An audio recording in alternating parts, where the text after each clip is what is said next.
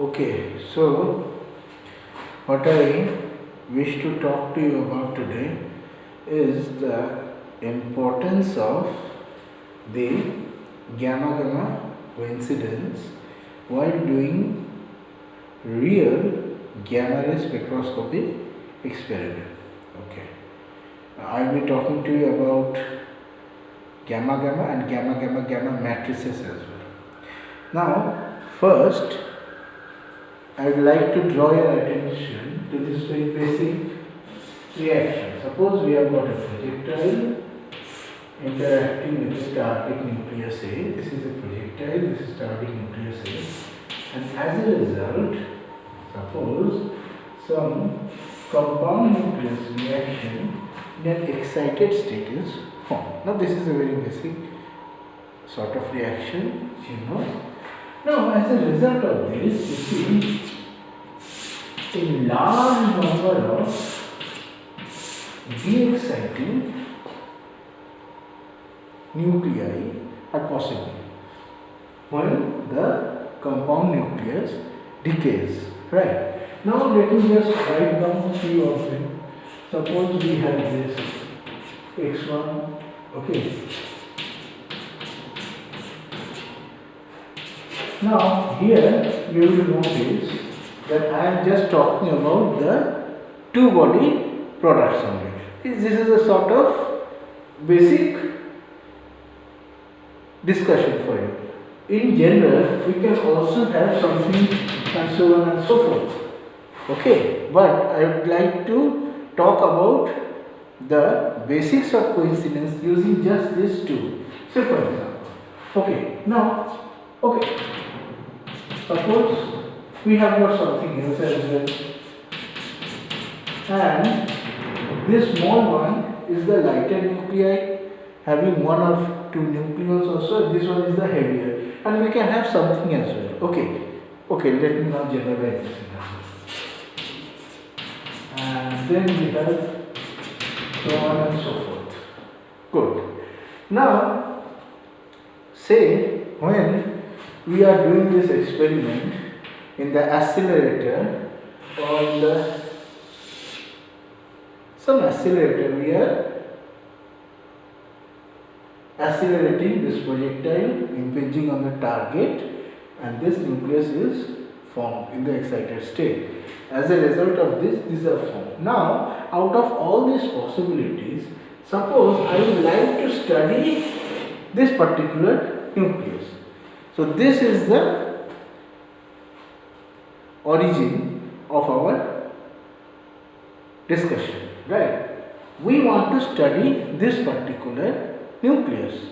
However, note that all the other nuclei are also populated. So now let us just talk about, for the time being, about gamma rays only. Now all these have these are all formed in excited states, right? So during their de-excitation, they will be emitting a large number of gamma rays. So if we observe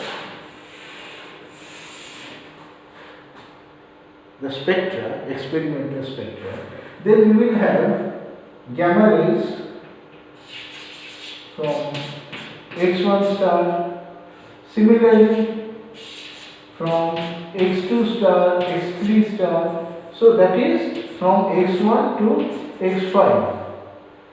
I am talking about gamma rays emitting from this particular 5 nuclei. Others, they are not emitting the gamma rays.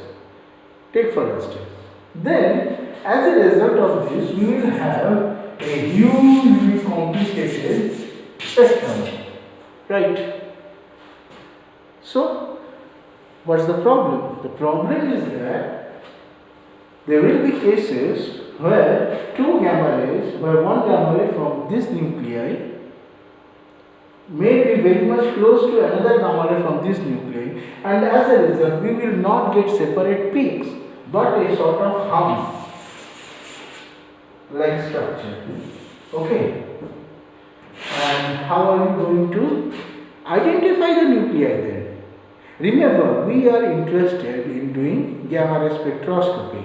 So how are we going to identify our gamma rays from this such big heap? Okay, how are we going to do that? Now,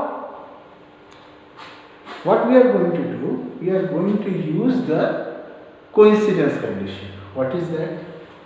Now, suppose when this experiment was taking place, then at that particular time we have put several detectors.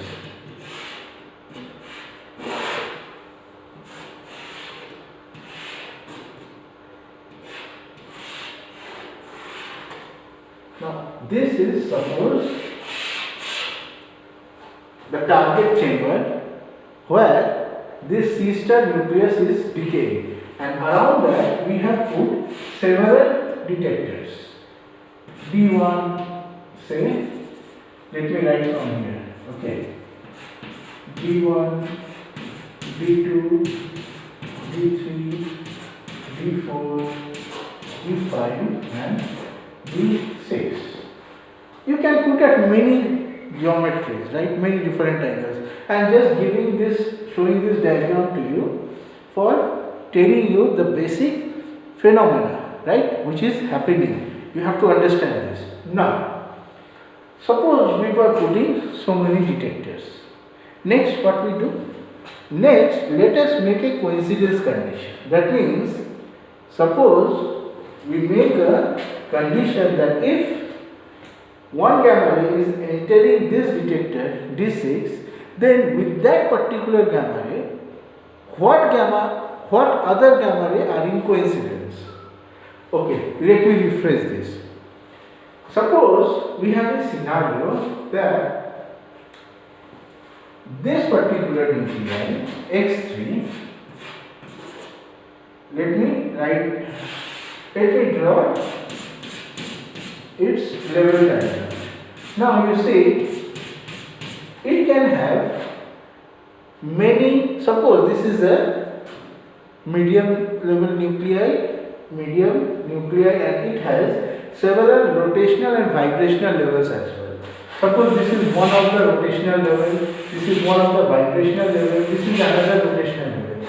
All existing nucleus at different excitation energies. Right.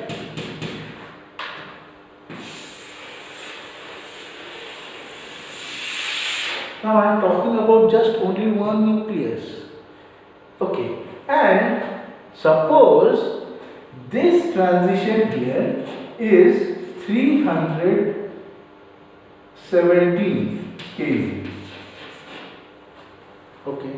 Now, if I put a condition after taking the data that if we observe 317 kV in this detector, say D6, then what should be in coincidence with it? Now tell me what will happen. What will you see? Will you see something from this nucleus? Will you see something from this nucleus? Or will you see, say, this transition? What will you see? What you will be expecting are those gamma rays which are in coincidence with this particular gamma ray. Now, which gamma rays are they? They will be the gamma rays of this particular cascade, right? So, we will be expecting this gamma ray, this gamma ray, this gamma ray, this gamma ray in our spectrum. So, you see, basically just by using the coincidence condition of on 317 kV gamma ray, we are able to separate out our cascade of interest from this particular nucleus, right? So in this way we are able to understand the spectroscopy of this particular nucleus. Okay, say X3. Now it can happen that gamma energy quite similar to 317 kV is there in the H5 nucleus. Okay, so this H5 nucleus, it also has, say, some structures, and there at 318 kV there is a transition.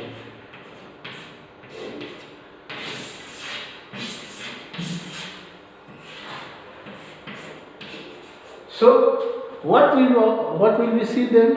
What we will see are these transitions which are in coincidence with 317 of X3 along with the other transitions of X5 which are in coincidence with 318. And why is that so? Because it is possible that our detector's resolution is such that we are unable to resolve the 317 and 318 kV gamma rays. As a result, we will see a broadened peak because of them. If you have very high resolution, then only we will be able to see separate peaks. And as a result, we can put gate on one of the gamma rays. However, if, which is normally the scenario, the energy resolution is not that much high, then we will see a hump peak. And if you put a gate around the 317 kV gamma ray, which means suppose this is the spectrum and this is around the 317 kV, you put a gate around here, then this includes some part of the 318 kV gamma ray of this nucleus, and as a result we will be observing this gamma rays as well. So how to get out of this problem then? The solution is, right now I have talked to you about gamma-gamma coincidence. The solution to this problem is to add one more gamma. That means I will now put a double coincidence condition. Suppose I know that the ground state transition of this nucleus has energy of 678 kV. Suppose, say for example, then I am putting a condition that if gamma 1 equal to 678 kV is observed in one detector, gamma 2 equal to 317 kV is observed in another detector, then what is gamma 3? If I do that, then I will be having a gamma matrix from this. So if I say, for example, what I am asking is, if 678 is here, if 317 is here, then what is there in others? In that case, if I ask, then I will be observing only the coincident gamma rays with these two. And which are they? They are the connecting cascading gamma rays of the X3 nucleus. In that way, we will be able to get rid of the gamma rays from X5. Okay, here. So now you must be wondering, sir, how do you choose one particular detector? How do we do that? Now in reality, we do not do so. What we actually do is this. We take all the data from all these detectors. Suppose we have 6 detectors. Then we make a gamma matrix. Gamma matrix with the condition that in this axis, if there is one gamma ray, say 317 kV from any of the detectors, then whatever gamma ray is in coincidence with it should be lie on the other side. So after that, you can think of it like this. We are basically having a matrix sort of thing. Now here, suppose this is your 678 kV energy axis. Now if I put a gate here in this axis, then along this axis what we will observe is a spectrum where all the connecting gamma rays of this nucleus, or maybe others as well, which are in coincidence with 678 will be there. So you see, through this example I am showing you another thing, which is the importance of having more number of detectors. The more the number of detectors we have, the more there will be statistics in gamma matrix, which means after doing the gate, when we have a coincidence spectrum here, then the statistics will be high. Now if we have a very less number of detectors, then the statistics will be low, Remember, it takes large number of resources to do nuclear physics experiments. I am giving an example. Say, while doing a radioactive beam experiment, you have to turn on the accelerator, it needs electricity, other electrical setups, right? Suppose the cost of just the electricity and turning on and all the human resources as well is around, say, 50 lakhs for 1 hour, including the production of the radioactive beam, right? 50 lakhs for 1 hour. You can understand how much costly affair it is, and you have been given only 6 hours to do the experiment. So this means 3 crore rupees government is going to invest. When we do experiments, we do not pay so in India. Government is doing this investment for us, right? So we have to utilize this time. One of the ways is through the detector shaping and stuff, so that we can take more number of data, right? I talked to you about it in my previous classes. Another thing is we should use a large number of detectors, so that when we are doing the cleaning of this jump over our spectrum, single jump spectrum, when we are doing the cleaning, by doing the coincidence, we can have sufficient statistics in the coincidence spectrum as well. Okay. However, do note that these detectors are very costly. Maybe 1 crore for one detector. One Clover detector along with one ACS, more than 1 crore. But still, considering all the amount we have to optimize, it is important to take large number of detectors. This is also important in the considering the fact that using the detectors at various angles, we can determine the spin and parity of the de-exciting levels through the measurements of directional correlation from oriented states and linear polarization of the gamma rays. Okay, now that's a separate topic which I will talk to you in a different lecture. So, today I have just given you a sort of idea about the importance of doing coincidence in real nuclear physics experiments. Okay, I hope you understand this. Okay.